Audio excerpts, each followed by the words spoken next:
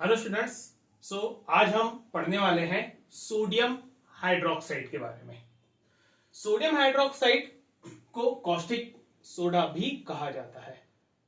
अब इसको caustic soda क्यों कहा जाता है? एक्चुअली ये जो सोडियम हाइड्रोक्साइड है, ये केमिकल बहुत ही पावरफुल केमिकल है, और जब वो ऑर्गेनिक टिश्यूज जैसे स्किन हो गई उसके कांटेक्ट में आता है तो वहां पे वो क्रिएट करता है बर्निंग सेंसेशन। तो ये जो कॉस्टिक वर्ड है, it is actually related to that burning sensation. Okay, इसीलिए सोडियम हाइड्रोक्साइड को जो है वो कॉस्टिक सोडा कहा जाता है। ओके, कॉस्टिक सोडा मतलब जो सोडियम हाइड्रोक्साइड है उसकी एक स्पेशल मेथड ऑफ प्रिपरेशन है, और उस मेथड ऑफ प्रिपरेशन को कहा जाता है क्लोर alkali process. Okay, the method of preparation of sodium hydroxide is called as chloralkali process. अब इसमें होता यह है कि जो सोडियम क्लोराइड है, एक्वस सोडियम क्लोराइड सॉल्यूशन लिया जाता है और उसका इलेक्ट्रोलिसिस जो है वो किया जाएगा। जब एक्वस सोडियम क्लोराइड का इलेक्ट्रोलिसिस किया जाता है तो उस वक्त हमें तीन प्रोडक्ट्स मिलते हैं। एक तो सोडियम हाइड्रोक्साइड फॉर्म होता है, दूसरा फॉर्म होता है क्लोरीन गैस, और तीसरा हाइड्रोजन गैस। ओके, तो ये जो क्लोरअल्कली प्रोसेस है, मतलब जो प्रिपरेशन ऑफ सोडियम हाइड्रोक्साइड की प्रोसेस है, उसके लिए एक स्पेशल इंस्ट्रूमेंट लगता है, स्पेशल सेटअप है। This is that setup. Okay, इस सेटअप में हम देख सकते हैं कि वहां पे दो इलेक्ट्रोड्स हैं। These are the two electrodes, carbon electrodes या फिर ग्रेफाइट के इलेक्ट्रोड्स हम बोलते हैं। Okay, this are the graphite electrodes. Okay,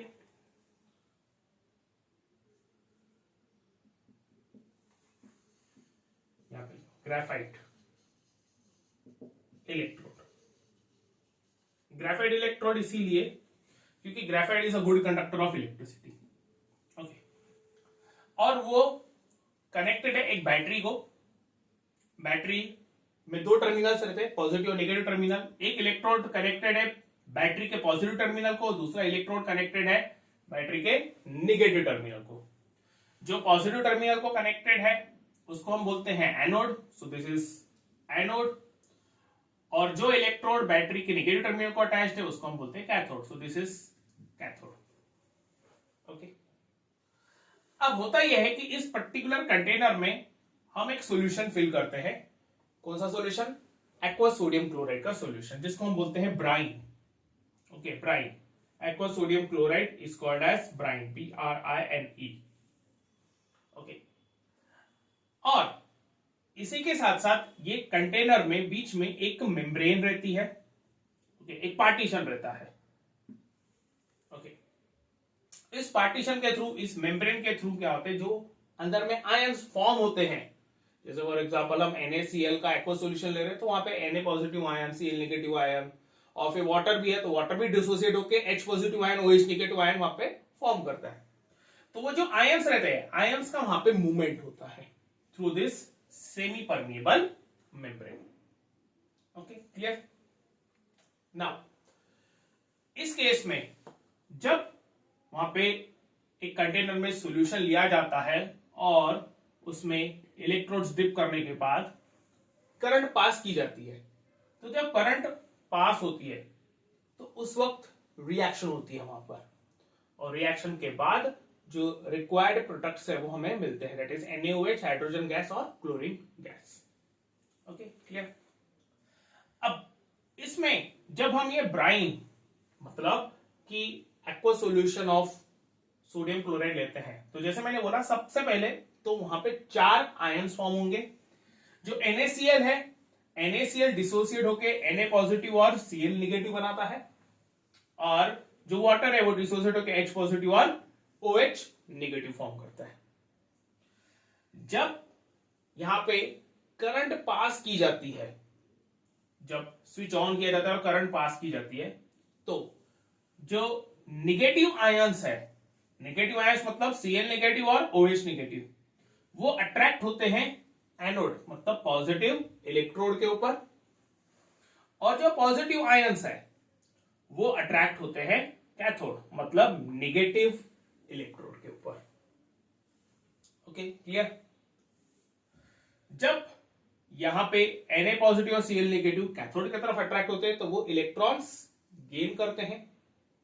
okay, electrons gain करते हैं मतलब वो न्यूट्रल में कन्वर्ट हो जाते हैं, और जो Cl नेगेटिव और OH नेगेटिव है वो इलेक्ट्रॉन लूज करते हैं। Gain of electrons is called as reduction, lose of electrons is called as oxidation. Okay, clear. यहां पे मैंने रिएक्शन लिखी हुई है। NaCl aqueous reacts with water liquid, उसका इलेक्ट्रोलिसिस होता है, मतलब इलेक्ट्रिक करंट पास होने के बाद उसका लाइसिस होता है, ब्रेकडाउन होता है, and there is a formation of 3 products, NaOH, chlorine gas and hydrogen gas. Okay, NaOH जो है वो एक अल्कली है, हम ऑलरेडी इसके बारे में पढ़ चुके हैं। जो बेसिस वाटर सोल्यूबल रहते हैं वो अल्कली रहते हैं, तो NaOH एक अल्कली है, वाटर सोल्यूबल बेस है। साथ ही साथ वहां पे क्लोरीन गैस और हाइड्रोजन गैस जो है वो रिलीज होती है। अब यहां पे क्योंकि एक अल्कली और क्लोरीन गैस जो है वो फॉर्म हो रही है, इसीलिए उसको नाम दिया गया है क्लोर अल्कली प्रोसेस। क्लोर, ये जो वर्ड है ये रिलेटेड है क्लोरीन को, और it is taken from chlorine, and alkali because वहां पे एक अल्कली NaOH का फॉर्मेशन हो रहा है। ओके, जब ये प्रोसेस होती है और ये 3 प्रोडक्ट्स फॉर्म होते हैं तो इसमें क्लोरीन और हाइड्रोजन तो गैसियस फॉर्म में रिलीज होते हैं। क्लोरीन गैसियस फॉर्म में रिलीज होता है टुवर्ड्स द एनोड, और उसके लिए वहां पे एक आउटलेट रहता है जहां से वो क्लोरीन गैस बाहर निकल जाती है। Since it is a gas तो इट विल राइज अप और वो वहां से बाहर निकल जाती है एनोड के थ्रू। वेयरएज हाइड्रोजन गैस जो है वो कैथोड की तरफ अट्रैक्ट होता है, और कैथोड की तरफ अट्रैक्ट होने के बाद वहां पे जो कैथोड साइड में एक आउटलेट है, उस आउटलेट के थ्रू हाइड्रोजन गैस जो है वो रिलीज हो जाती है, वहां से वो बाहर निकल जाता है। ओके, इस वे से हमें क्लोरीन गैस और हाइड्रोजन गैस जो है वो मिलती है। और तीसरा जो प्रोडक्ट है that is NaOH, sodium hydroxide, वो हमें मिलता है नीचे से। Okay, because it is in the form of aqueous solution, aqueous form में मिलता है वो हमें। ओके, लिक्विड फॉर्म में मिलेगा, इसलिए we can collect it from the down part और the downward part of that instrument. Okay, यहां पे लिखा है मैंने ब्राइन कंटेनिंग NaOH, मतलब वहां पे वो NaCl का सॉल्यूशन है लेकिन उसके अंदर में NaOH जो है वो भी प्रेजेंट है। Okay, so likewise we get 3 products from this chlor alkali process, NaOH, chlorine gas and hydrogen gas. Now यहां पे मैंने कुछ यूजेस लिखे हैं हाइड्रोजन गैस, यहां पे NaOH और यहां पर क्लोरीन गैस। तो सबसे पहले क्लोरीन गैस की यूजेस। क्लोरीन गैस कहां यूज होता है? वाटर ट्रीटमेंट, पहला यूज है उसका वाटर ट्रीटमेंट। वाटर ट्रीटमेंट मतलब it is acting as a disinfectant. Chlorine gas जो है ना एज अ डिसइंफेक्टेंट वहां पे एक्ट करता है। ओके, क्लोरीन जो है वो वाटर के साथ रिएक्ट करके एक एसिडिक सॉल्यूशन फॉर्म करता है, जिस वजह से वहां पे जर्म्स जो है वो मर जाते हैं। ठीक है, तो वाटर ट्रीटमेंट मतलब वाटर को क्लीन करने के लिए क्लोरीन गैस यूज होती है। सिमिलरली स्विमिंग पूल में भी वहां पे क्लोरीन गैस जो है वो पास की जाती है in order to kill the germs. Again the same thing, germs को किल करने के लिए, पानी को क्लीन करने के लिए। तीसरा उसका यूज है पीवीसी। पीवीसी का फुल फॉर्म है पॉलीविनाइल क्लोराइड। तो जो क्लोरीन है वो एक्चुअली यूज होता है पीवीसी, पॉलीविनाइल क्लोराइड बनाने के लिए। पीवीसी जो है एक पॉलीमर, एक प्लास्टिक की चीज है जिसके पाइप्स वगैरह जनरली बनाए जाते हैं, पीवीसी पाइप्स जिसको हम बोलते हैं। ओके, तो ये जो क्लोरीन गैस है वो पीवीसी पाइप्स मतलब पीवीसी मटेरियल बनाने के लिए यूज होता है, पॉलीविनाइल क्लोराइड बनाने के लिए यूज होता है। Again chlorine as I said it is used as a disinfectant. Disinfectant मतलब कि जर्म्स को किल करने के लिए वो काम में आता है। उसके बाद CFCs बनाने के लिए काम में आता है वो। CFCs मतलब क्लोरोफ्लोरो कार्बन्स। ओके, ये भी कुछ केमिकल्स है, क्लोरीन के ही केमिकल्स है, क्लोरीन के कंपाउंड्स है, क्लोरोफ्लोरोकार्बन्स, जो पहले जनरली यूज होते थे as a cooling agent refrigerators और जो एयर कंडीशनर्स है वहां पे यूज किए जाते हैं, लेकिन आजकल वो यूज नहीं होते हैं। Next, it is also use to make pesticides. Pesticides generally जो पेस्ट रहते हैं, कीड़े मकोड़े जो रहते हैं, उनको किल करने के लिए काम में आते हैं। Next, it is use to make the bleaching powder, CaOCl2 bleaching powder, जिसमें कैल्शियम हाइड्रोक्साइड को क्लोरीन गैस के साथ रिएक्ट किया जाता है और कैल्शियम ऑक्सीक्लोराइड ब्लीचिंग पाउडर जो है वो यूज किया जाता है। इसके बारे में हम आगे में और पढ़ने वाले हैं ब्लीचिंग पाउडर के बारे में। ब्लीचिंग पाउडर भी वाटर क्लीन करने के लिए काम में आता है। And last thing, it is in dry cleaning. Dry cleaning के लिए भी वो काम में आता है। ड्राई क्लीन मतलब कि हम जनरली जो क्लोथ्स रहते हैं उनको क्लीन करते हैं विदाउट यूजिंग वाटर, बिना उसको वहां पे गीला किए, बिना पानी यूज किए उसको क्लीन किया जाता है। तो उसके लिए भी ये क्लोरीन गैस जो है वो यूज किया जाता है। मतलब क्लोरीन गैस से हम वो ड्राई क्लीनिंग एजेंट्स जो है वो फॉर्म कर सकते हैं। ओके, नेक्स्ट, उसके बाद है यूजेस ऑफ हाइड्रोजन। तो पहला उसकी यूज है रॉकेट फ्यूल। हाइड्रोजन जो है वो रॉकेट का फ्यूल रहता है, लेकिन liquid hydrogen. Okay, liquid hydrogen जो है वो यूज किया जाता है एज अ रॉकेट फ्यूल। उसके बाद मार्गराइन। मार्गराइन जो है it is actually a solid fat. ठीक है, फैटी सब्सटेंस है, फैट्स रहता है। जैसे ऑयल रहता है, ऑयल के थ्रू जब वहां पे हाइड्रोजन गैस पास की जाती है तो सॉलिड फैट वहां पे, जैसे घी रहता है, ओके, घी जैसा एक सब्सटेंस रहता है मार्गराइन, ओके, वो फॉर्म होता है। तो ये तब फॉर्म होगा जब वेजिटेबल ऑयल्स के थ्रू हाइड्रोजन गैस पास की जाती है। Okay, so we get the solid fat that is margarine. Next, hydrogen is used to make the ammonia gas. Ammonia बनाने के लिए काम में आता है, which in turn is used for fertiliser और used for making the fertilisers. Ammonia के fertilisers रहते हैं, जैसे अमोनियम फॉस्फेट हो गया। ओके, तो हाइड्रोजन गैस से अमोनिया बनाया जाता है और अमोनिया से फर्टिलाइजर्स जो है वो फॉर्म किए जाते हैं। Next, hydrogen is also used to prepare HCl, hydrochloric acid जो है वो फॉर्म करने के लिए काम में आता है। And also used in preparation of methanol. Methanol जो है एक एल्कोहल का ही टाइप है, उसका एग्जांपल है, एल्कोहल का एग्जांपल है। कार्बोनेटेड कंपाउंड्स मैंने ये एक्सप्लेन किया है। ओके, और HCl तो हमें पता है कि वो एक एसिड है जो लैब में बहुत ज्यादा यूज किया जाता है। ओके, नेक्स्ट, उसके बाद है uses of NaOH, sodium hydroxide. तो पहला यूज है उसका डीग्रीजिंग मेटल्स। मतलब जो मेटल्स रहते हैं, मेटल्स के ऊपर जब ग्रीस या फिर सॉल्ट्स वगैरह वहां पे लगे हुए रहते हैं, तो वो सॉल्ट्स या फिर ग्रीसी सब्सटेंस को निकालने के लिए NaOH जो है वो यूज किया जाता है। सोडियम हाइड्रोक्साइड जो है वो यूज किया जाता है। ये जनरली जो सोडियम हाइड्रोक्साइड है ना, उसको अगर अपन ने टच किया, क्योंकि वो बेस है, तो सोपी टच वहां पे वो शो करता है और उससे सोप्स वगैरह भी बनाए जाते हैं। ओके, तो it is used for degreasing metals. उसके बाद it is used for preparing soap and detergents. दोनों चीजें वो बनाने के लिए काम में आता है। Next, used in the preparation of paper making. मतलब जो पेपर मेकिंग की जो प्रोसेस रहती है उसमें भी सोडियम हाइड्रोक्साइड को यूज किया जाता है। And also it is used in preparation of the artificial fibres. Artificial fibres मतलब जो फाइबर्स केमिकल्स से बनाए जाते हैं, जैसे नायलॉन हो गया, नायलॉन 6 हो गया, ये कैसे रहते हैं, आर्टिफिशियल फाइबर्स रहते हैं जो लैब में बनाए जाते हैं। तो वो फाइबर्स बनाने के लिए भी NaOH जो है वो यूज किया जाता है। Sodium hydroxide is used.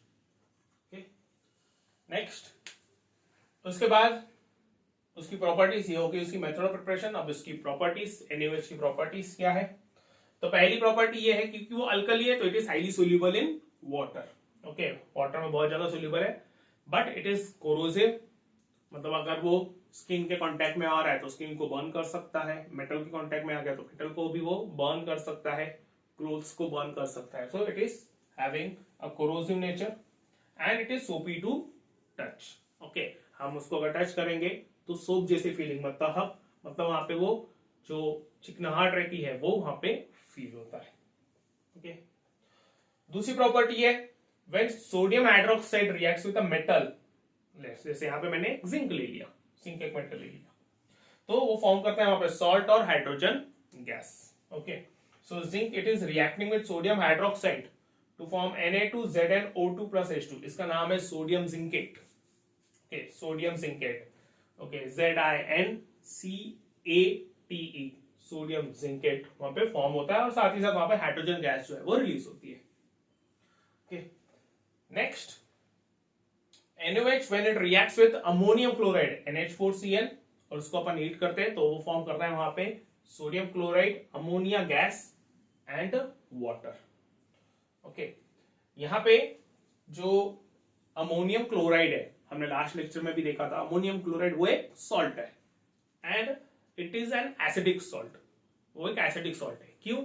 क्योंकि it is made from weak base NH4OH and strong acid HCl, तो यहाँ पे एसिडिक सॉल्ट है, मतलब उसके अंदर में एसिडिक प्रॉपर्टीज है और वो रिएक्ट कर रहा है बेस के साथ। ठीक है, तो वहां पे क्या होगा, कहीं ना कहीं सॉल्ट फॉर्म होगा और वाटर फॉर्म होगा, तो यहाँ पे NaCl as a salt form हो रहा है, H2 वाटर फॉर्म हो रहा है और उसके साथ साथ वहां पे अमोनिया गैस जो है वो रिलीज हो रही है। Okay, clear. नेक्स्ट उसके बाद है FeCl3 reacting with NaOH। Okay, this is ferric chloride, ferric chloride इसका नाम है, NaOH के साथ वो रिएक्ट कर रहा है तो वो फॉर्म कर रहा है वहां पे फेरिक हाइड्रोक्साइड एंड साथ ही साथ वहां पे फॉर्म हो रहा है क्या, NaCl। Okay, clear. यहाँ पे हम बोल सकते हैं कि डबल डिस्प्लेसमेंट रिएक्शन हो रही है। Okay, clear. So this was all about sodium hydroxide, that is caustic soda. Next हम देखेंगे नेक्स्ट सॉल्ट के बारे में, अगले सॉल्ट के बारे में, दैट इज वॉशिंग सोडा। तो नेक्स्ट टॉपिक है हमारा वॉशिंग सोडा। ओके, उसका फॉर्मूला है Na2CO3, उसका केमिकल फॉर्मूला, इसको हम सोडियम कार्बोनेट भी बोलते हैं। ओके, तो सबसे पहले हम उसका मेथड ऑफ प्रिपरेशन देख लेंगे। इसका जो मेथड ऑफ प्रिपरेशन है, it is actually Solvay process, उसका नाम है सॉल्वे प्रोसेस, और इसमें 3 स्टेप्स हैं। फर्स्ट स्टेप में we form sodium bicarbonate, second step में हम सोडियम बाइकार्बोनेट को हीट करते हैं और सोडियम कार्बोनेट बनाते हैं जो अनहाइड्रस रहता है, और फिर थर्ड स्टेप में उस अनहाइड्रस सोडियम कार्बोनेट को हम कन्वर्ट करते हैं हाइड्रस सोडियम कार्बोनेट में। ओके, मतलब हम फॉर्म करते हैं फिर वहां पे washing soda. Okay, hydrous sodium carbonate मतलब उसमें हम वाटर मॉलिक्यूल्स जो है वो ऐड करते हैं। ठीक है, सो स्टेप 1 क्या हो रहा है वहां पे, स्टेप 1 में we take 4 substances, sodium chloride, ammonia, water and CO2, 4 substances को कंबाइन किया जाता है, 4 सब्सटेंसेस को रिएक्ट किया जाता है। ओके, जिसमें सोडियम क्लोराइड और वाटर जो है वो एक्वा सॉल्यूशन फॉर्म करेंगे और ये अमोनिया गैस और कार्बन डाइऑक्साइड जो है वो दोनों गैसेस फॉर्म में अंडर प्रेशर वहां पे जो है वो सप्लाई की जाती है, प्रोवाइड की जाती है in the aqua sodium chloride solution. जब इन चारों को रिएक्ट करवाया जाता है तो 2 सब्सटेंसेस फॉर्म होते हैं, एक मेन प्रोडक्ट है हमारा सोडियम बाइकार्बोनेट NaHCO3 और एक बाय प्रोडक्ट है ammonium chloride that is NH4Cl। By product मतलब कि मेन प्रोडक्ट के अलावा जो सब्सटेंस वहां पे फॉर्म होता है उसको हम बाय प्रोडक्ट बोलते हैं। सेकेंड स्टेप में जैसे मैंने बताया कि जो सोडियम बाइकार्बोनेट स्टेप 1 में हमें मिला उसको हम हीट करते हैं, जब अपन उसको हीट करते हैं तो उसका डिकम्पोजिशन होता है। ओके, डिकम्पोजिशन रिएक्शन होती है वहां पे, इसको हम थर्मल डिकम्पोजिशन भी बोल सकते हैं, और वो कन्वर्ट हो जाता है 3 प्रोडक्ट्स में। पहला है सोडियम कार्बोनेट, दूसरा वाटर और तीसरा कार्बन डाइऑक्साइड। ओके, यहां पे जो हमें सोडियम कार्बोनेट मिलता है वो रहता है अनहाइड्रस, मतलब उसमें वाटर मॉलिक्यूल्स प्रेजेंट नहीं रहते हैं। स्टेप 3 में हम उस अनहाइड्रस सोडियम कार्बोनेट को कन्वर्ट कर देते हैं हाइड्रेटेड सोडियम कार्बोनेट में, और वो कैसे किया जाता है, उसको पानी के साथ रिएक्ट करवा के, रिएक्ट तो नहीं बोल सकते हम, बट हम बोल सकते हैं उसको कंबाइन करवा के वाटर के साथ। ओके, मिक्सअप करके। तो यहां पर क्या होता है, जो सोडियम कार्बोनेट है अनहाइड्रस, उसको मिक्स किया जाता है 10 वाटर मॉलिक्यूल्स के साथ, और वो फॉर्म करता है वहां पे हाइड्रेटेड सोडियम कार्बोनेट। अब यहां पे मैंने लिखा है Na2CO3.10H2O। इसका मीनिंग ये नहीं होता है कि सोडियम कार्बोनेट वाटर के साथ रिएक्ट कर रहा है। ओके, यहां पे इसका मीनिंग ये है कि जो वाटर मॉलिक्यूल्स है, 10 वाटर मॉलिक्यूल्स जो है वो कंबाइन हो रहे हैं एक crystal structure of sodium carbonate के साथ। मतलब सोडियम कार्बोनेट का एक क्रिस्टल स्ट्रक्चर अपन ने लिया और उसमें 10 वाटर के मॉलिक्यूल्स जो है वो एड अप हो रहे हैं वहां पे। So there is no reaction in it. Okay, तो इसको हम बोलते हैं hydrated sodium carbonate and this is what our washing soda is. इसको ये अपन वॉशिंग सोडा जो है वो बोलते हैं। ओके, सो ये 3 स्टेप में ये सोल्वे प्रोसेस जो है वो कंप्लीट हो जाती है। नेक्स्ट प्रॉपर्टीज, तो उसकी 5 प्रॉपर्टीज है सोडियम कार्बोनेट की। पहली प्रॉपर्टी ये है कि अगर हमने उसको ड्राई एयर में रख दिया तो it loses it's water molecules. Simple सा फंडा है कि कोई भी ड्राई एयर अगर रहेगी तो उस पर्टिकुलर ड्राई एयर में, जैसे फॉर एग्जांपल हमने पाउडर फॉर्म में वहां पे सॉल्ट रख दिया और जो एटमॉस्फेयर है, ठीक है, सपोज यहाँ पे हमने एक कंटेनर में या फिर वॉच ग्लास लिया या फिर पेट्री डिश लिया, उसमें हमने सोडियम कार्बोनेट हाइड्रेटेड वाला रख दिया और जो एटमॉस्फेयर है वो ड्राई है। तो ड्राई है मतलब वहां पे पानी मॉलिक्यूल्स नहीं है या फिर बहुत कम है। तो यहां से ये पाउडर से क्या होता है, जो वाटर की मॉलिक्यूल्स है वहां से वेपराइज हो जाते हैं, ठीक है, और चले जाते हैं इन द एटमॉस्फेयर। तो it loses the water molecules और इसको कहा जाता है इफ्लोरोसेंस। ओके, उस प्रोसेस को कहा जाता है efflorescence. Okay, so it loses the water molecules when kept in a dry air and also it is a white color solid, white color का वो solid है। ओके, नेक्स्ट वहां पे जब उसका क्रिस्टलाइन फॉर्म बनाया जाएगा, क्रिस्टलाइन सॉलिड फॉर्म हो जाता है तो उसका कलर जो रहेगा वो एक्चुअली चेंज हो जाता है and it is like transfer, वो ट्रांसफर हो जाएगा अगर वो क्रिस्टलाइन फॉर्म में वहां पे प्रेजेंट है तो। Okay, next it is soluble in water. ठीक है, वाटर में वो सोल्यूबल रहता है, मतलब वाटर में इजीली मिक्सअप हो जाता है, घुल मिल जाता है, उसमें डिसॉल्व हो जाता है। ओके, नेक्स्ट जो वॉशिंग सोडा है उसका जो नेचर है वो है अल्कलाइन, मतलब slightly basic. Slightly basic, it is soluble in water, okay, and it shows some basic properties, slight basic properties, so we say that okay it is slightly alkaline. Slightly alkaline है, ये कैसे पता चलेगा, अगर हम उसमें red litmus paper add कर रहे हैं तो वो रेड लिटमस पेपर कन्वर्ट हो जाएगा ब्लू में। Next it has detergent properties.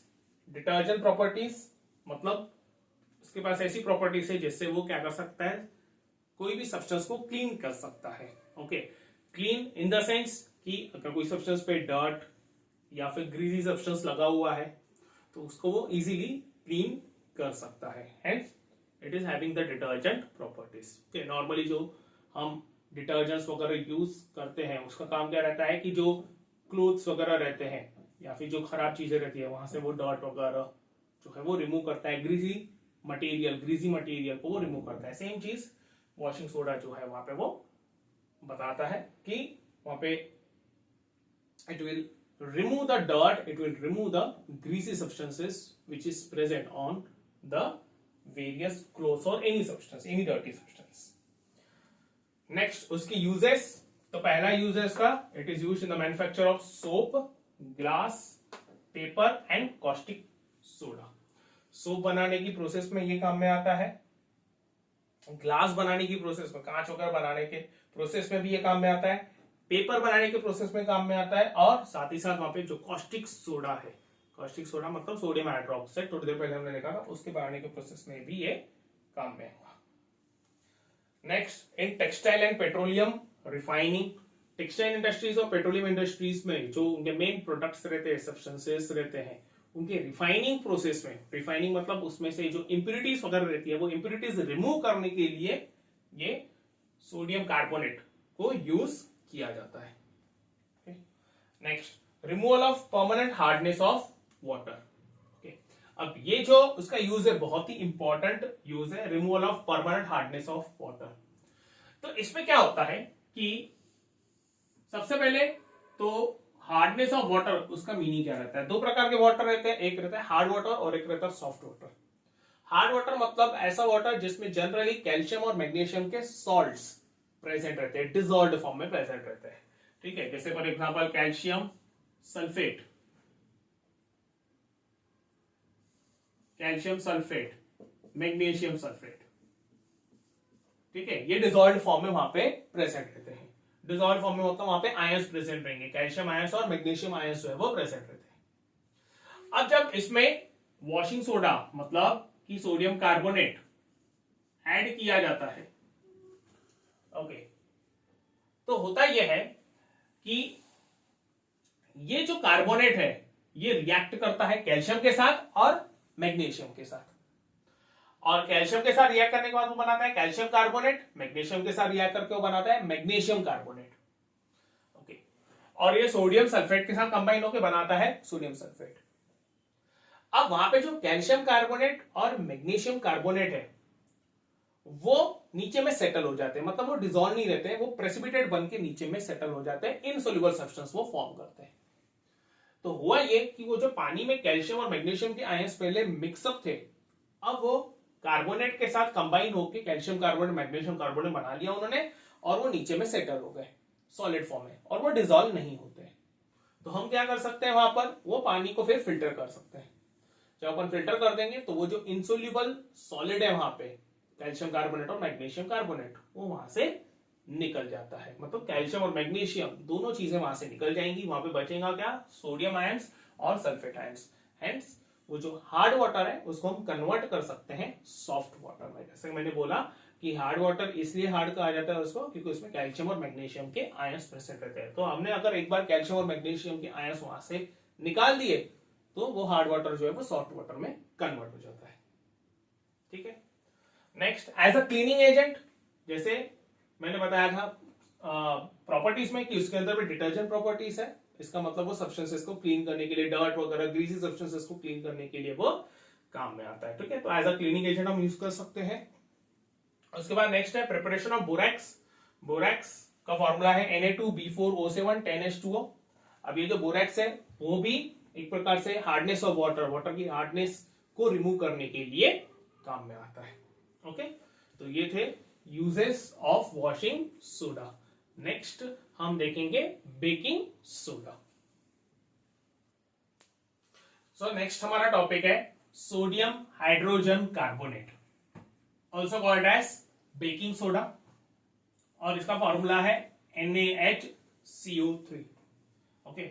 इसको हम सोडियम बाइकार्बोनेट भी बोल सकते हैं, this is sodium and this is bicarbonate, sodium bicarbonate, okay. So students, इसकी मेथड ऑफ प्रिपरेशन जो हमने अभी थोड़ी देर पहले सोडियम कार्बोनेट के केस में फर्स्ट स्टेप देखी थी, बस वही स्टेप है यहां पर भी। NaCl, अमोनिया, कार्बन डाइऑक्साइड और वाटर, ये चारों आपस में रिएक्ट करते हैं and this formation of a main product sodium bicarbonate NaHCO3 and the by product ammonium chloride, okay. One step process है ये, एक स्टेप में ये प्रोसेस हो जाती है, सोडियम बाइकार्बोनेट जो है वो हमें मिल जाता है, okay.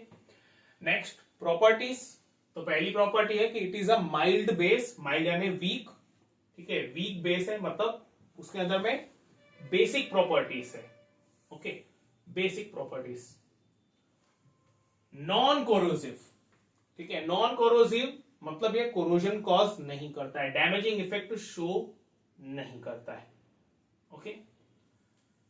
Its solution in water is mildly alkaline, water में वो सोल्यूबल रहता है, और स्लाइटली अल्कलाइन सॉल्यूशन बनेगा वो। स्लाइटली अल्कलाइन का मतलब पीएच जो रहेगा वो अराउंड 8 रहेगा वहां पे, okay.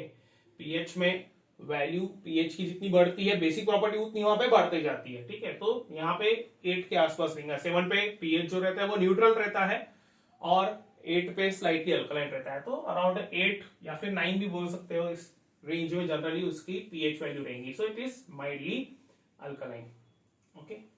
It consists of white crystals which are sparingly soluble in water. Okay, white crystals मतलब वो crystals का बना हुआ, इसके अंदर में white कलर के crystals रहते हैं, और स्पेरिंगली सोल्यूबल का मतलब ये होता है वो वाटर में स्लाइटली सोल्यूबल है।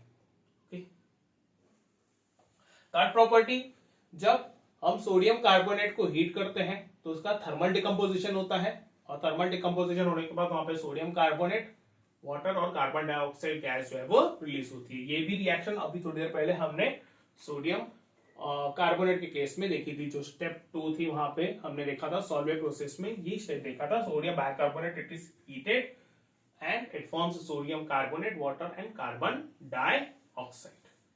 ओके, तो ये 3 प्रॉपर्टीज हो गई सोडियम बाइकार्बोनेट की।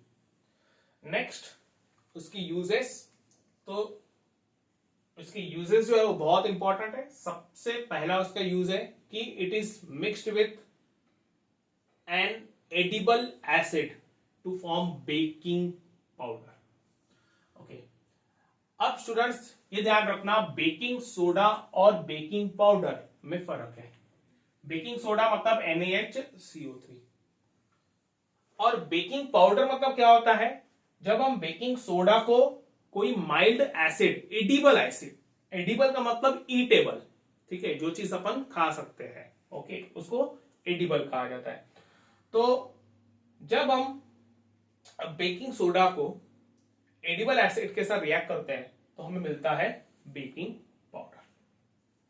ओके, एडिबल एसिड यहां पे आप ले सकते हो टार्टारिक एसिड, ठीक है, टार्टारिक एसिड जो रहता है वो एक एडिबल एसिड है, जनरली टेम्परेट में वो प्रेजेंट रहता है। Then you can take citric acid also, वो भी एडिबल एसिड है। Okay, so you get the baking powder.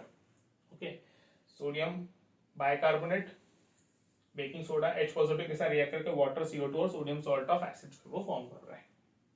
Okay, मतलब वहां पे वो बेकिंग पाउडर जो है वो फॉर्म कर रहा है। ओके, नेक्स्ट उसका जो यूज है, it is used in soda acid fire extinguisher. मतलब ये जो सोडियम बाइकार्बोनेट है वो फायर एक्सटिंग्विशर में भी यूज किया जाता है। कैसे? एक्चुअली उसको मिक्स किया जाता है डाइल्यूट सल्फ्यूरिक एसिड के साथ, और डाइल्यूट सल्फ्यूरिक एसिड के साथ जब अपन उसको मिक्स करते हैं सिलेंडर में, जो रेड कलर का सिलेंडर रहता है उसमें उसको हम मिक्स करते हैं। जब वो सिलेंडर में सोडियम बाइकार्बोनेट और डाइल्यूट सल्फ्यूरिक एसिड को मिक्सअप किया जाता है और फिर जब उसका नॉब प्रेस किया जाता है, नॉब प्रेस करने की वजह से वो दोनों सब्सटेंसेस के ऊपर अंदर में प्रेशर आता है, जिस वजह से रिएक्शन होती है। रिएक्शन होने के बाद वहां पे कार्बन डाइऑक्साइड गैस फॉर्म होता है, और कार्बन डाइऑक्साइड गैस का प्रेशर अंदर ही अंदर वहां पे बढ़ती जाता है, और वो प्रेशर बढ़ने की वजह से फिर वो कार्बन डाइऑक्साइड गैस सिलेंडर के बाहर आती है। ओके, ये वो रिएक्शन है जो होती है। सोडियम बाइकार्बोनेट रिएक्ट कर रहा है डाइल्यूट सल्फ्यूरिक एसिड के साथ, वो बना रहे हैं वहां पे सोडियम सल्फेट, कार्बन डाइऑक्साइड और वाटर।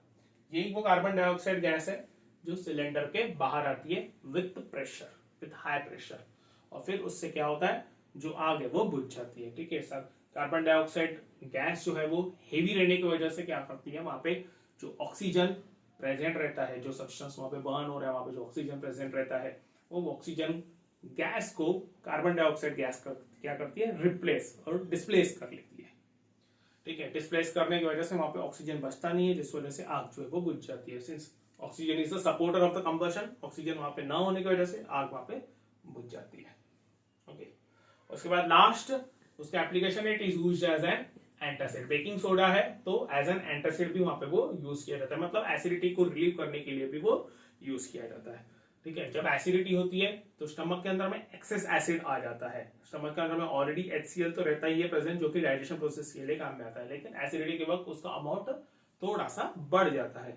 तो वो जो एक्सेस अमाउंट रहता है वहां पे HCl का, एसिड का, उस वजह से ही हमें बर्निंग सेंसेशन, एसिडिटी की फीलिंग आती है। तो ये सोडियम बाइकार्बोनेट जो है उस बर्निंग सेंसेशन को कम करता है, मतलब वो जो एक्सेस एसिड है उसके साथ वो रिएक्ट करके उसका अमाउंट कम कर देता है, जिस वजह से बर्निंग सेंसेशन कम हो जाता है और हमें एसिडिटी से रिलीफ जो है वो मिलता है। ओके, नेक्स्ट है ब्लीचिंग पाउडर। ओके, सो ब्लीचिंग पाउडर जो है उसका केमिकल फॉर्मूला है CaOCl2, और इसको हम कैल्शियम ऑक्सीक्लोराइड भी बोलते हैं। ठीक है, CaOCl2, okay, CaOCl2 calcium oxy chloride. Okay, इसका एक दूसरा नाम है that is chloride of lime. Chloride of lime क्यों? ये CaO जो है वो एक लाइम है, इसको लाइम कहा जाता है और उसको क्लोरीन अटैच्ड है, इसलिए क्लोराइड ऑफ लाइम। ओके, नाम से ही पता चल रहा है ब्लीचिंग पाउडर जो है it is used mainly for the bleaching purpose. Bleaching purpose मतलब कि कोई भी कलर्ड मटेरियल जो है उस कलर्ड मटेरियल को डीकलराइज करना है तो वहां पे उस प्रोसेस को ब्लीचिंग जो है वो कहा जाता है। ओके, सबसे पहले इसका मेथड ऑफ प्रिपरेशन, तो उसका मेथड ऑफ प्रिपरेशन बहुत इजी है। जो स्लेक्ड लाइम है कैल्शियम हाइड्रोक्साइड उसको रिएक्ट करवाया जाता है क्लोरीन गैस के साथ to form the bleaching powder that is calcium oxychloride. Okay, slaked lime है, क्लोरीन गैस जब उसके थ्रू पास की जाएंगी या फिर उसको रिएक्ट करवाया जाएगा तो कैल्शियम ऑक्सीक्लोराइड मतलब ब्लीचिंग पाउडर का फॉर्मेशन होता है along with the by product water. Okay, clear. अब उसकी प्रॉपर्टीज, तो सबसे पहली प्रॉपर्टी तो ये है कि यहाँ पे ये जो ब्लीचिंग पाउडर है उसमें जो क्लोरीन अटैच रहता है लाइम को मतलब कैल्शियम ऑक्साइड को, वो बहुत वीक बॉन्ड रहता है और इसीलिए जो कैल्शियम ऑक्सीक्लोराइड ऐसे ओपन रखा जाता है तो उसमें से क्लोरीन गैस जो है वो इजीली वहां से निकल जाती है, बाहर निकल जाती है and we actually get the smell of chlorine. वो क्लोरीन की स्मेल भी हमें आती है। ओके, सो फर्स्ट प्रॉपर्टी है it is a white powder which gives a strong smell of chlorine when exposed to air it loses the chlorine. ठीक है, ऊपर रखा तो बाहर जो एटमॉस्फेयर है एटमॉस्फेयर से वो हीट एब्जॉर्ब करके गर्मी एब्जॉर्ब करके वो जो बॉन्ड है उनका वो टूट जाता है and then chlorine gas gets vaporised और evaporated or it loses the chlorine. Next, it is soluble in cold water, but कुछ अमाउंट उसका insoluble भी रहता है और वो insoluble अमाउंट जो रहता है it is actually the lime, that is calcium oxide. Okay. तीसरी प्रॉपर्टी है when it is reacted with the carbon dioxide or dilute H2SO4 or dilute HCl, so it forms the salts और उसके साथ साथ वहां पे क्लोरीन गैस जो है वो रिलीज हो जाती है। Okay, calcium oxychloride reacting with H2SO4 to form calcium sulphate CaSO4 और क्लोरीन गैस जो है वहां से रिलीज हो रही है along with the formation of water. Similarly calcium oxychloride HCl के साथ रिएक्ट करेगा तो एक सॉल्ट बनाता है वो कैल्शियम क्लोराइड, क्लोरीन गैस वहां से जैसी की वैसी निकल जाती है and there is a formation of water also. Whereas in case of calcium oxychloride reacting with CO2 carbon dioxide तो वो फॉर्म करेगा एक सॉल्ट कैल्शियम कार्बोनेट और क्लोरीन गैस जो है वहां से रिलीज हो जाती है। There is no formation of water क्योंकि वहां पे हाइड्रोजन कहीं पे है ही नहीं। ओके, नेक्स्ट यूजेस, तो उसके टोटल 4 यूजेस है। पहला है it is oxidising agent, strong oxidising agent. Oxidising agent मतलब जो दूसरे को ऑक्सीडाइज करते हैं और खुद को रिड्यूस करते हैं, दूसरे का ऑक्सीडेशन करवाते हैं खुद का रिडक्शन करवाते हैं। Okay, chemical reactions and equations में हमने वो पढ़ा है। ओके, सो ऑक्सीडाइजिंग एजेंट है, क्लोरीन जो वहां पे रिलीज होता है वो सब्सटेंसेस दूसरे सब्सटेंसेस को ऑक्सीडाइज करेगा, so it is used as an oxidising agent in many chemical industries, or you can say that it is acting as an oxidizing agent in many chemical processes.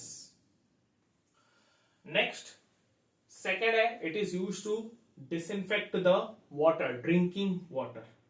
Again, disinfect का मतलब वही हो गया कि पानी को clean करना। जब हमने क्लोरीन के यूजेस देखे थे इन द क्लोरअल्कली प्रोसेस, हमने क्लोरीन के यूजेस देखे थे उसमें हमने देखा था कि chlorine is used to disinfect the water. बस यहाँ पे भी वही है कि ब्लीचिंग पाउडर जो है वो पानी में जब डाला जाता है तो वहां से क्लोरीन गैस रिलीज हो जाती है और वो क्लोरीन गैस जो है वो जर्म्स को किल करती है। एक्चुअली क्लोरीन गैस वाटर के साथ रिएक्ट करके एक माइल्ड एसिड वहां पे फॉर्म करेंगी जिस वजह से वहां पे जो जर्म्स है वो किल हो जाते हैं, मर जाते हैं।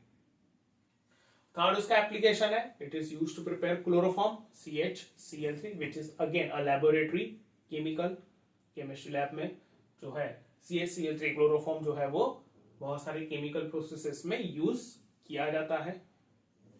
और लास्ट उसका एप्लीकेशन है, it is use to bleach cotton, linen, then wood pulp, okay, then washed clothes. अब इन सब का मीनिंग क्या होगा, जैसे मैंने बताया ब्लीच, ब्लीच मतलब टू रिमूव द कलर और डिसकलर, सब्सटेंसेस को डिसकलर करना।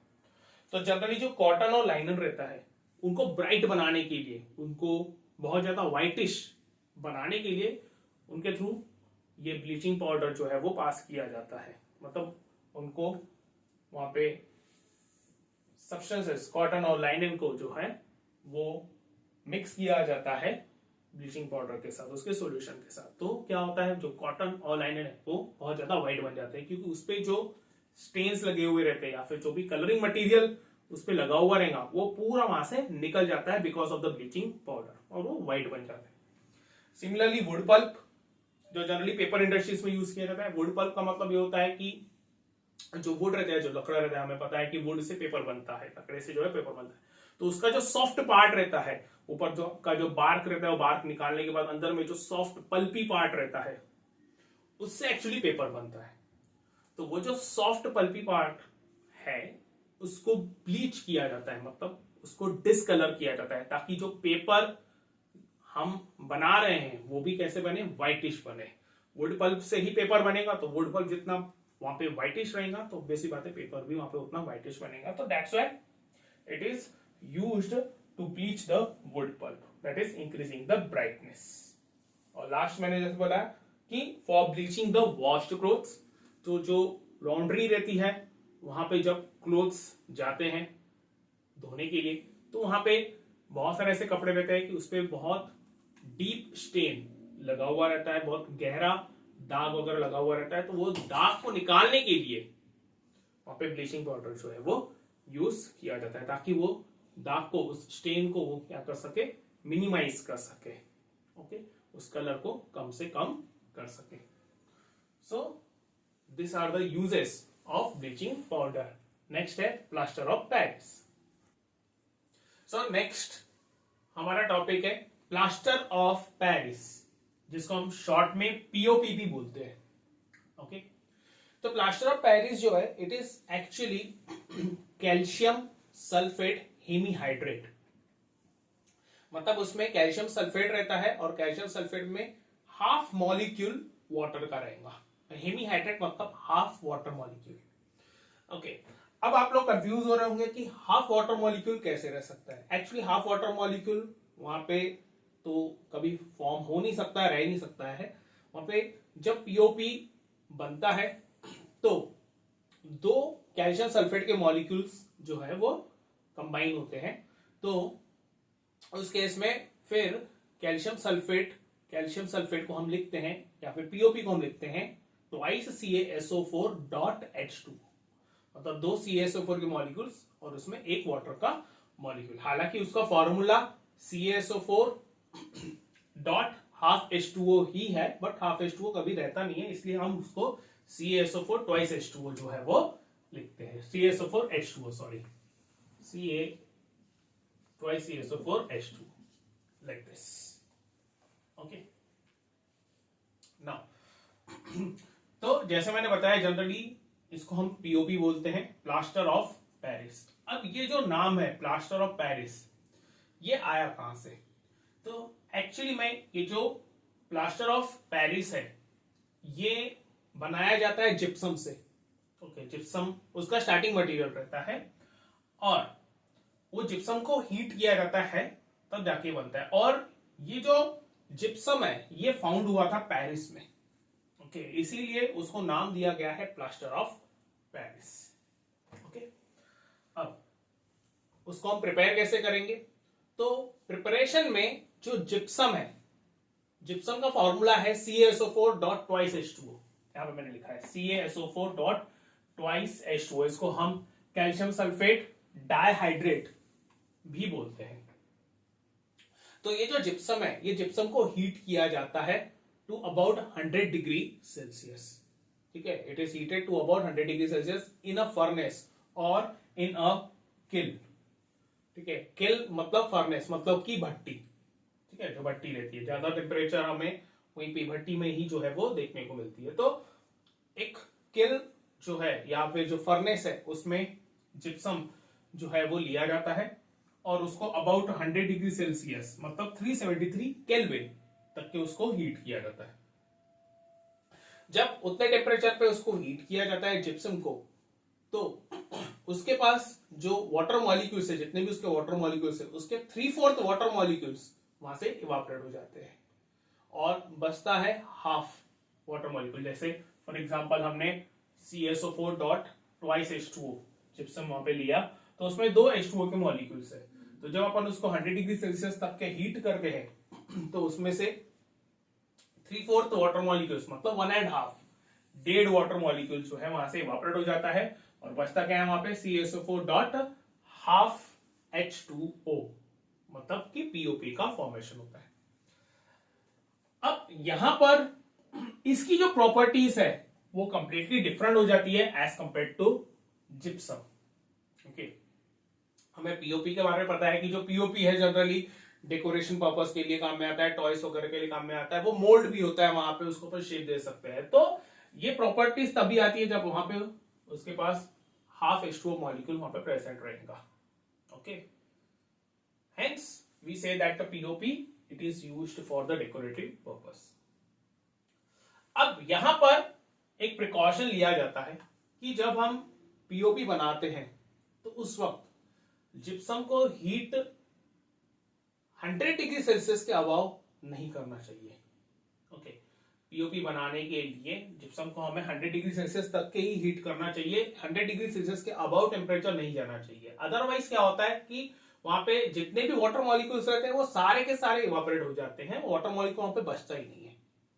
और क्योंकि वाटर मॉलिक्यूल नहीं बचेगा तो वो जो कैल्शियम सल्फेट है वो बन जाता है अनहाइड्रस कैल्शियम सल्फेट। ओके, क्योंकि वाटर मॉलिक्यूल वहां पे बचे ही नहीं, और जब किसी के पास वाटर मॉलिक्यूल नहीं रहता है किसी कंपाउंड के पास तो उसको अपन अनहाइड्रस कंपाउंड बोलते हैं। तो वो अनहाइड्रस कैल्शियम सल्फेट बन जाएगा और उस अनहाइड्रस कैल्शियम सल्फेट की जो प्रॉपर्टीज है वो पीओपी के प्रॉपर्टीज से कंप्लीटली डिफरेंट रहेंगी क्योंकि वहां पे वाटर मॉलिक्यूल है ही नहीं। ठीक है, तो जैसे मैंने बताया कि जो पीओपी है, पीओपी में वहां पे हाफ वाटर मॉलिक्यूल जो है वो रहना ही चाहिए, तब जाके उसके अंदर वो पीओपी की प्रॉपर्टीज आती है।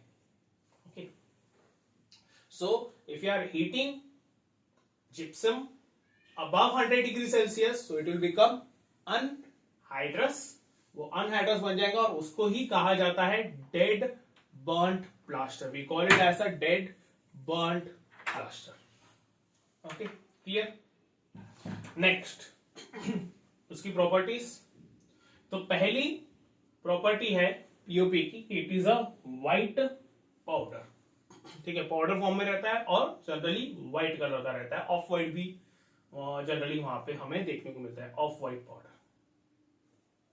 दूसरी उसकी प्रॉपर्टी है कि अगर हम पीओपी को वाटर के साथ मिक्सअप करते हैं और उसको गीला करते हैं तो वहां पे वो जिप्सम में कन्वर्ट हो जाता है और जिप्सम में कन्वर्ट होने के बाद we can set it as hard substance. मतलब कि हम जनरली जब पीओपी हम यूज करते हैं डेकोरेशन पर्पस के लिए या फिर कोई भी घर में जब वहां पे सीलिंग्स वगैरह में डेकोरेशन किया जाता है तो जब पीओपी यूज किया जाता है तो उसको वाटर के साथ मिक्सअप किया जाता है।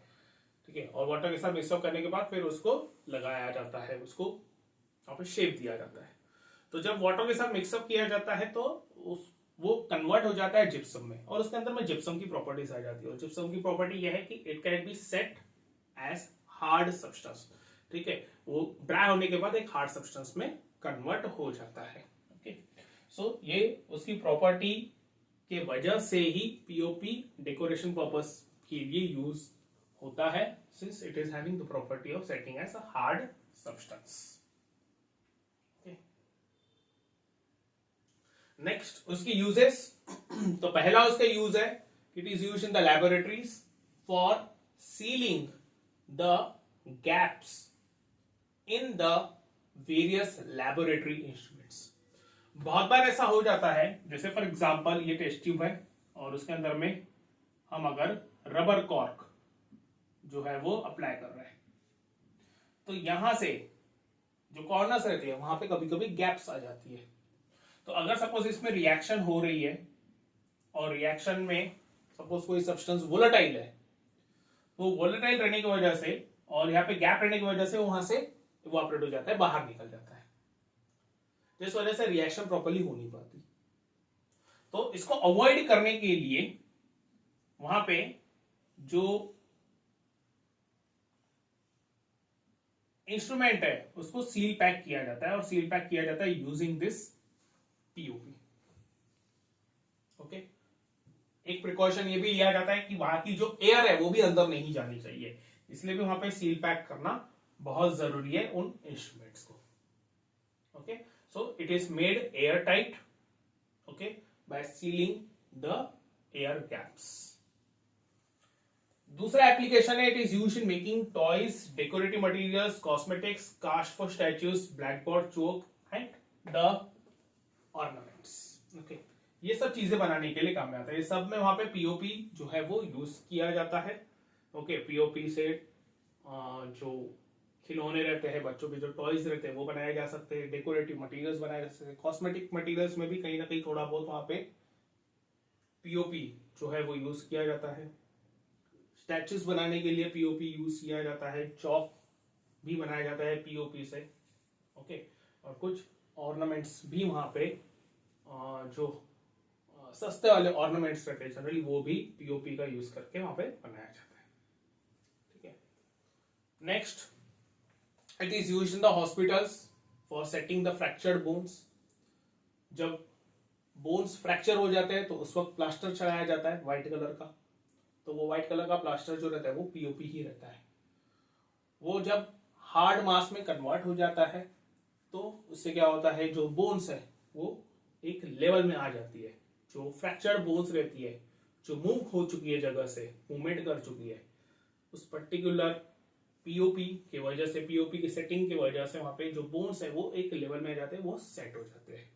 और वो पीओपी हार्ड रहने की वजह से नहीं, क्या जब डे टू डे लाइफ में उस पर्टिकुलर बॉडी ऑर्गन का मूवमेंट होता है तो बोन्स मूव नहीं होते, ऑलरेडी वो फ्रैक्चर्ड है तो वो मूव नहीं होनी चाहिए, इसीलिए वहां पे उसको प्लास्टर किया जाता है with the help of POP. उसके बाद लास्ट उसका एप्लीकेशन है, it is used as a fire proofing material. Okay, fire proofing material मतलब ये कि ये जो पीओपी है ना वो फायर कैच नहीं करता है। ओके, तो कोई भी सब्सटेंस को अगर हमें फायर प्रूफ बनाना है तो हम वहां पे पीओपी जो है वो यूज कर सकते हैं ताकि वो आग ना पकड़े। Okay, so this were the uses of POP. Next topic है हमारा water of crystallisation. Next topic है वाटर ऑफ क्रिस्टलाइजेशन। अब स्टूडेंट्स, जो सॉल्ट्स रहते हैं जनरली सॉल्ट्स क्रिस्टल फॉर्म में प्रेजेंट रहते हैं, मतलब उनका एक क्रिस्टल स्ट्रक्चर रहता है, और वो क्रिस्टल स्ट्रक्चर में बहुत बार ऐसा हो जाता है कि वहां पे वाटर मॉलिक्यूल्स जो है वो प्रेजेंट रहते हैं, एक specific number of water molecules जो है वो प्रेजेंट रहते हैं, उसको ही हम बोलते हैं water of crystallisation. Okay, the water molecules which form part of the structure of a crystal of a salt are called water of crystallisation. Okay, जिन सॉल्ट्स में वो वाटर ऑफ क्रिस्टलाइजेशन मतलब वाटर मॉलिक्यूल्स प्रेजेंट रहते हैं उनको हम hydrated salts बोलते हैं, और जिनमें वाटर मॉलिक्यूल्स नहीं प्रेजेंट रहते उनको हम अनहाइड्रस सॉल्ट्स जो है वो बोलते हैं। ओके, एग्जांपल अगर हम देखें हाइड्रेटेड सॉल्ट्स की, तो यहां पे मैंने कुछ एग्जांपल्स लिखे, जैसे पहला है हाइड्रेटेड कॉपर सॉल्ट, जिसका फॉर्मूला है CuSO4.5H2O, मतलब उसके एक क्रिस्टल स्ट्रक्चर में, कॉपर सल्फेट के एक क्रिस्टल स्ट्रक्चर में 5 वाटर मॉलिक्यूल्स जो है वो प्रेजेंट रहते हैं, और इसी वजह से उसको एक कलर भी मिलता है, blue colour. Okay, hydrated salts में, कुछ हाइड्रेटेड सॉल्ट्स में वहां पे कलर भी प्रेजेंट रहता है, तो it is because of that water which is present in the crystal structure. Similarly hydrated iron sulphate, तो उसका फॉर्मूला है FeSO4.7H2O, तो उसमें FeSO4 के एक क्रिस्टल स्ट्रक्चर में 7 वाटर मॉलिक्यूल्स जो है वो प्रेजेंट रहते हैं। ठीक है, यहाँ पे आप प्लीज नोट करना कि ये जो वाटर मॉलिक्यूल्स है वो सिर्फ क्रिस्टल स्ट्रक्चर में प्रेजेंट रहते हैं, ये उनके साथ रिएक्ट नहीं करते। ठीक है, जस्ट वाटर मॉलिक्यूल्स वहां पे प्रेजेंट रहते हैं, दैट्स इट। सिमिलरली जिप्सम, अभी थोड़ी देर पहले हमने जिप्सम के बारे में भी स्टडी किया। It is calcium sulphate dihydrate, CaSO4 twice H2O। और सोडियम कार्बोनेट जो रहता है उसके अंदर में 10 वाटर मॉलिक्यूल्स प्रेजेंट रहते हैं, उसके क्रिस्टल स्ट्रक्चर में 10 वाटर मॉलिक्यूल्स प्रेजेंट रहते हैं, so we call it as a sodium carbonate decahydrate, Na2CO3 10H2O। Okay, जब ये सॉल्ट्स को हम हीट करते हैं तो हीट करने से क्या होता है, सबसे पहले तो वो वाटर मॉलिक्यूल्स वहां से इवापोरेट हो जाते हैं, मतलब they lose the water molecules. और जब वो वाटर मॉलिक्यूल्स लूज करते हैं so they form the anhydrous salt, वो एक अनहाइड्रस सॉल्ट जो है वो फॉर्म करते हैं। ठीक है, ये वाटर मॉलिक्यूल्स हम देख भी सकते हैं, लाइक फॉर एग्जांपल हमने अगर सपोज कोई एक टेस्ट ट्यूब ले लिया, सपोज हमने एक टेस्ट ट्यूब ले लिया और उस टेस्ट ट्यूब में हमने कॉपर सल्फेट, फॉर एग्जांपल हमने कॉपर सल्फेट सॉल्ट ले लिया, कॉपर सल्फेट, ठीक है, और उसको हम अगर हीट कर रहे हैं तो जब अपन हीट करते हैं ना तो कुछ देर के बाद हमें उसके टेस्ट ट्यूब के जो वॉल्स है वहां पे वाटर के ड्रॉपलेट्स फॉर्म होते हुए दिखते हैं। ठीक है, वहां पे वाटर ड्रॉपलेट्स हमें दिखते हैं। वो वाटर ड्रॉपलेट्स आते कहां से हैं, वो उस सॉल्ट में से ही आते हैं, जो हाइड्रेटेड सॉल्ट रहता है वहीं से ही वो वाटर मॉलिक्यूल्स जो है वो आते हैं, और वहां पे जो वॉल्स है टेस्ट ट्यूब के वहां पे वो कंडेंस हो जाते हैं, और कंडेंस होने के बाद they form the liquid water droplets. Okay, so जब हम हीट करते हैं कोई भी hydrated copper sulphate, sorry hydrated salt को, जैसे फॉर एग्जांपल यहाँ पे मैंने ले लिया कॉपर सल्फेट 5H2, उसको मैं हीट कर रहा हूं तो वहां पे बचता है कॉपर सल्फेट और वाटर मॉलिक्यूल्स जो है वहां से बाहर निकल जाते हैं। जब अपन उसको हीट करते हैं तो हीट करते वक्त उसका कलर जो है वो भी वहां से चले जाता है। ओके, जैसे ब्लू कलर, यहाँ पे कॉपर सल्फेट का जो कलर है वो ब्लू कलर है, अगर हम उसको हीट करते हैं तो वो अनहाइड्रस बन जाएगा, वाटर मॉलिक्यूल्स वहां से इवेपोरेट हो जाते हैं और वो कलर भी लूज करेगा और वो कलर हो जाएगा उसका व्हाइट। ठीक है, हम चाहे तो ये रिएक्शन, ये प्रोसेस को, रिएक्शन तो नहीं बोलूंगा मैं, फिजिकल चेंज बोलूंगा पे उसको, it's not a physical, it is not a chemical change, it is actually a physical change. तो यहाँ पे ये जो फिजिकल चेंज है इसको मैं रिवर्स कर सकता हूं, कैसे, जस्ट ये जो अनहाइड्रस कॉपर सल्फेट है व्हाइट कलर का, उसमें अगर सपोज मैंने वाटर ऐड कर दिया, ओके, तो क्या हो जाएगा, वो फिर से वो copper sulphate hydrated copper sulphate में कन्वर्ट हो जाएगा, और जो कलर उसका जा चुका था वो कलर वापस आ जाएगा, वो वापस से ब्लू कलर में कन्वर्ट हो जाएगा। Okay, so it is a reversible change since it is a physical change, हम इसको रिवर्स कर सकते हैं क्योंकि वो एक physical change. Okay students, so this was all about water of crystallization and acids, bases and salts. Okay, so here we complete our chapter. See you in the next lecture. Thank you.